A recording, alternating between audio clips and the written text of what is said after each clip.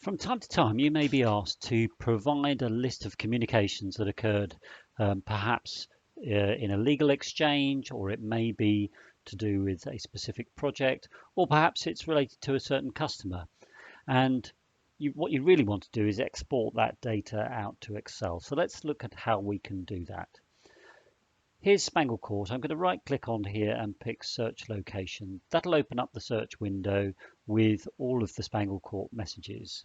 So that's great. And now what I can do is add or remove columns as I see fit. So we've got a from column, but we really want the to column in there as well. So I'm going to put in the to column here.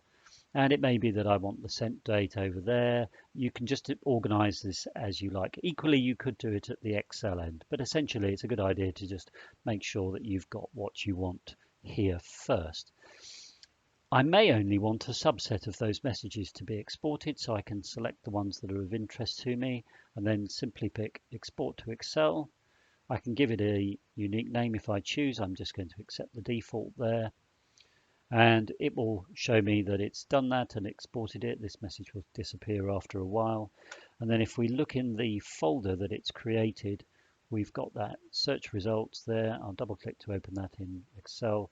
And here we are. I can then remove these columns if I don't want them, format that to make it more visibly appealing, and then send it on its way.